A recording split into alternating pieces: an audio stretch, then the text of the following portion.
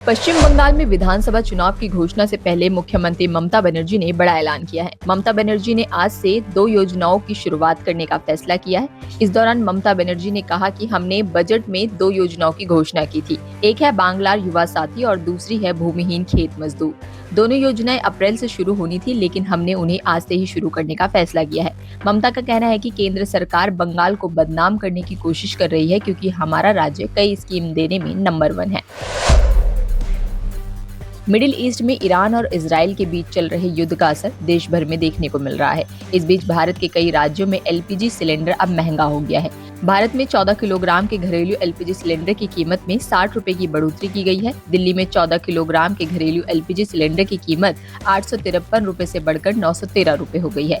दिल्ली में 19 किलो वाले commercial LPG gas cylinder की कीमत में भी 115 रुपए की बढ़ोतरी की गई है, जो कि आज यानी 7 मार्च से प्रभावी हो गई है। संसद के बजट सत्र के दूसरे चरण की शुरुआत के साथ ही लोकसभा में एक बड़ा राजनीतिक टकराव देखने को मिल सकता है। विपक्ष की ओर से लोकसभा अध्यक्ष ओम बिरला को पद से हटाने का प्रस्ताव सोमवार को सदन में लाया जाएगा।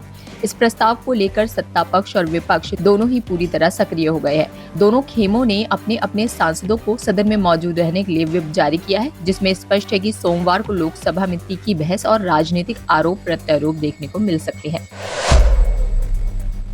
पीएम नरेंद्र मोदी ने आज कोटा के एयरपोर्ट का शिलान्यास किया। इस दौरान पीएम नरेंद्र मोदी ने कोटा से सांसद ओम बिरला की जमकर तारीफ की। उन्होंने कहा कि वह कोटा में एयरपोर्ट बनाने की दिशा में काम करने के लिए लोकसभा स्पीकर ओम बिरला की कोशिशों की तारीफ करता हूं। कोटा की तरक्की के लिए उनका काम सभी देख सकते हैं। इसके साथ ही पीएम नरेंद्र मोदी ने ये भी कहा कि कभी कभी कुछ बड़े घरानों के अहंकारी उत्पाती छात्र आ भी जाते हैं, तो भी वो सदन के मुखिया की तरह सबको संभालते हैं। किसी को भी अपमानित नहीं करते, सबके कड़वे बोल को वो भी झेल लेते हैं।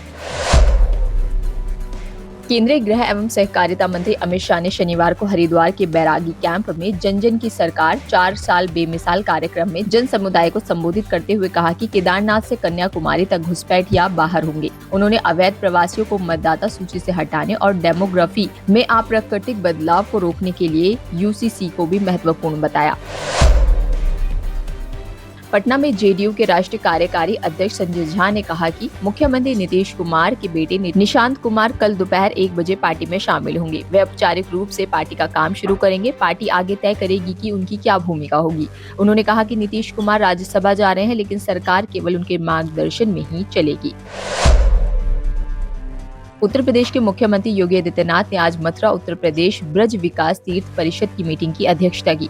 मथुरा से बीजेपी सांसद हेमा मालिनी भी मौजूद थी।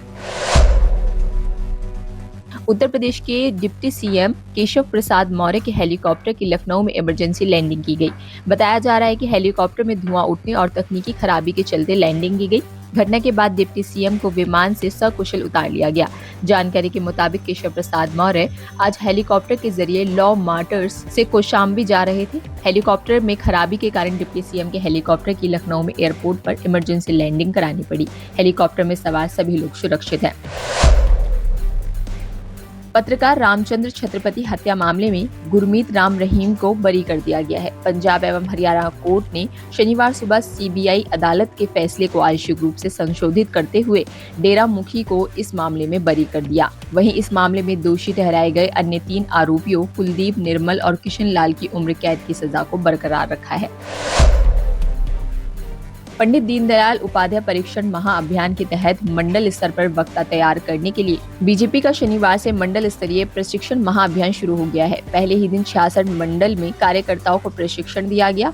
यह अभियान 14 अप्रैल तक चलेगा। सभी 377 मंडलों में होने वाले इस प्रशिक्षण अभियान में विधायक, प्रवक्ता और चेयरमैन वक्ता के रूप में शामिल रहेंगे। कार्यक्रम का उद्देश्य कार्यकर्ताओं को विचारधारा की स्पष्टता, संगठन की मजबूती और जन सेवा के लिए तैयार करना है। बीजेपी प्रदेश अध्यक्ष पंडित मोहनलाल बडौली ने कहा कि प्रशिक्षण ही संगठन की वास्तविक शक्ति है। यह प्रशिक्षण अभियान पीएम नरेंद्र मोदी के विकसित भारत के संकल्प को साकार करने के लिए बीजेपी कार्यकर्ताओं को संगठनात्मक रूप से सशक्त बनाएगा।